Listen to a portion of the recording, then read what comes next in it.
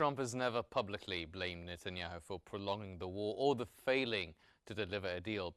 But if Netanyahu says no this time, some of Trump's aides think he might turn on the prime minister. Is this diplomatic pressure unprecedented, and can it actually succeed?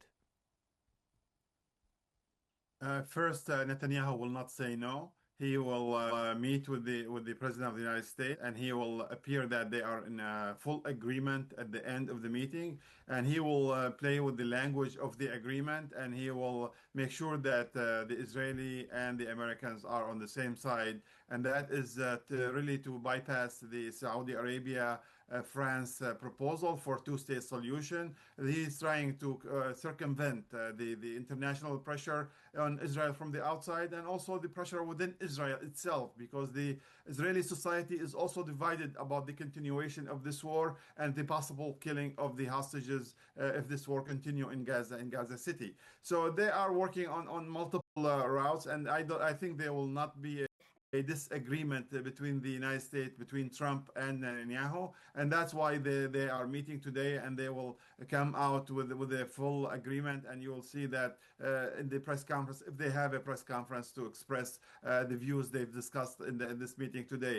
I don't see that the United States is going to work against Israel. The United States has been supporting Israel. Both Republican and Democrats support the Israeli governments and support the Israeli state, and they want the continuation and the survival of this state. And we can see that Netanyahu is reaching his limits now in the military strength he has, and he is seeing the international community is combining its forces together and supporting, for example, the flotilla coming with humanitarian aids through the Mediterranean Sea to the Gaza Strip. And that is a culmination of many countries, including Tunis and Arab countries for the first time, helping out in this breaking the siege. So this is the international community working together, and this is Netanyahu working against the international community and trying to get out of his isolation. Mr. Heleni, Netanyahu faces growing international isolation after European states recognized Palestinian statehood. How much pressure does such diplomatic shifts weigh on his decision today, or not at all? It's going to play a significant role, no doubt, because President Trump understands that this pressure is not going only to isolate Israel, but it's going also to isolate the United States if Benjamin Netanyahu continues with the war and the US is supporting him in that sense. This is why there is going to be significant pressure from President Trump on Netanyahu, who is going to play, as I see it, and I very much agree here with my colleague in Iowa, saying like he will play with the language. Possibly he will play also with details. If and I'm hoping here will be very flexible in accepting this deal by disarming actually as soon as this deal goes into effect. So that will not give an excuse to to Benjamin Netanyahu to extend this war, saying that he's still fighting terrorism. So that isolation, and as I mentioned in my previous comment, actually, there are two things which I think played in bringing this deal to be finalized by President Trump at this point in particular, which is number one, the increasing isolation translated in the recognition of the Palestinian state and the striking of Doha.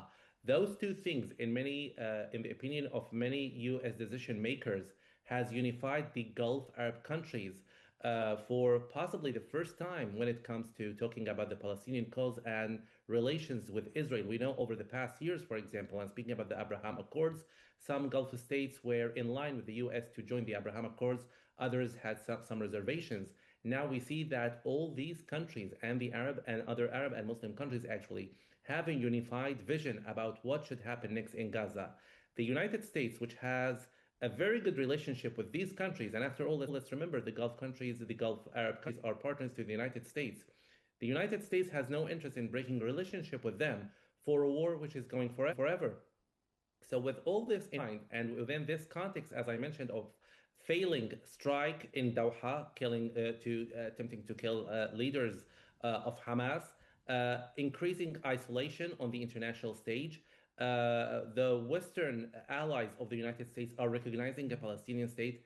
The United States doesn't want to act alone. So this is playing a very important role in increasing the pressure of Benjamin Netanyahu. And I think he has very little margin to maneuver.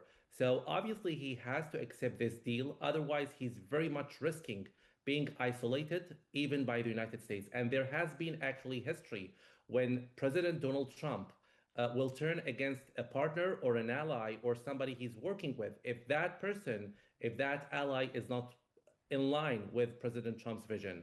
So, in my opinion, Netanyahu is in the White House today. He's going to be pressurized very much by President Trump, and the Washington Post actually used the word squeezed by President Trump to accept this deal. There is very much little margin for him to maneuver, and I'm hoping, as I mentioned, that Hamas is not going to further give him any excuse to extend this war by accepting, of course, the points of this deal. Mm-hmm.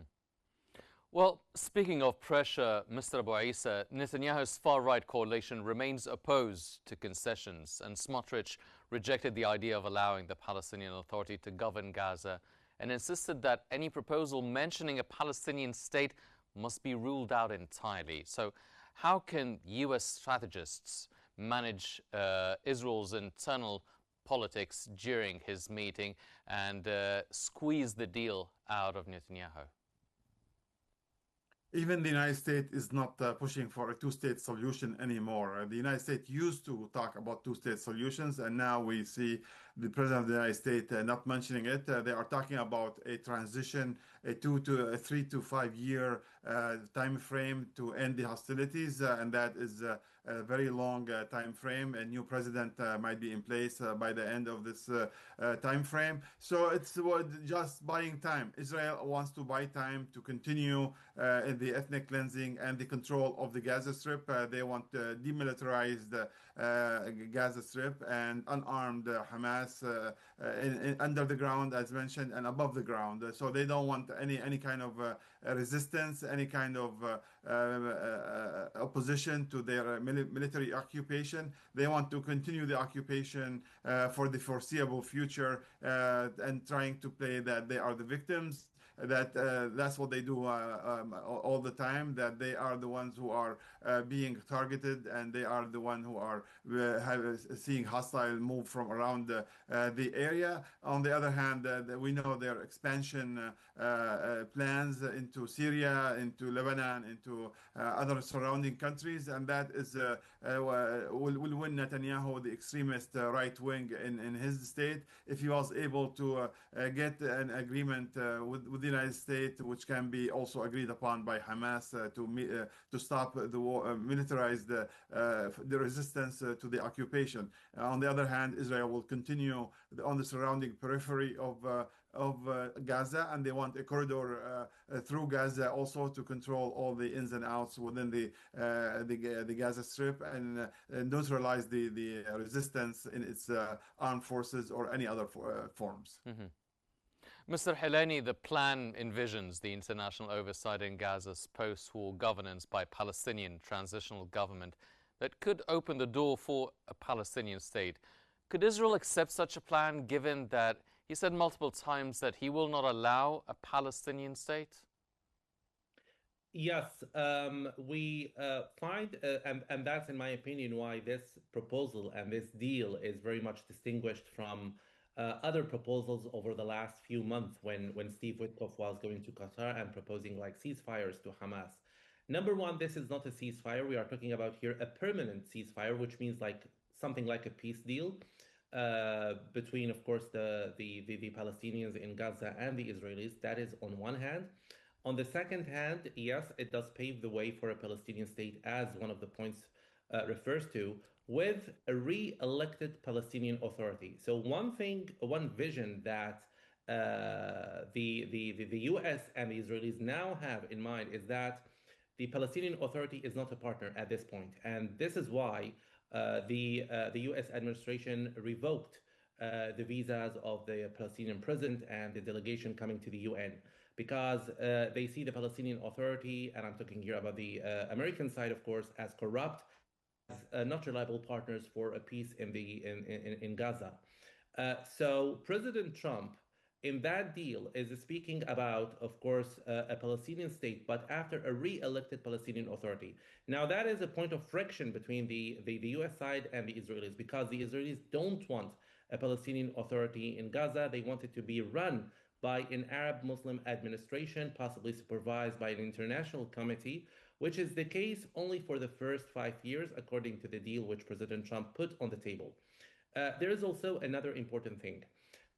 When President Trump took office in January, his proposal for the ceasefire in Gaza was talking about a Middle East Riviera. As we saw, there was no mention of any Palestinian state, as he did in his first term in office when he proposed what was referred to and what was known in the Middle East as the deal of the century. He was always talking in his first term about the Palestinian state, which he stopped talking about when he took office last January because of what he said, the atrocities of the October the 7th. Now, with this new deal on the table, we see that President Trump and the US administration is back possibly to the situation which Arab and the Muslim countries were calling for, which is a permanent ceasefire, a deal which stops the atrocities, the killing, and stopping the war in Gaza, plus having a Palestinian Authority running the West Bank and the Gaza Strip, but that is only through a process which is going to lead eventually to a Palestinian state. So, in my opinion, we are talking here about a breakthrough, something which is not like any of the proposals which were put forward by the US administration through the Qataris and the Egyptian mediators in the last month. We are talking here about a peace process leading eventually to to a Palestinian state. And this is why I think there is going to be much of this talk between President Trump and Netanyahu, who is not going to accept easily this deal. And if at all, he's going to play with the details and trying to find excuses to extend this war. And in my opinion, this is going to be a very much important test to President Trump's capability of exerting pressure on Benjamin Netanyahu and having him stop his war machine in Gaza. Yes.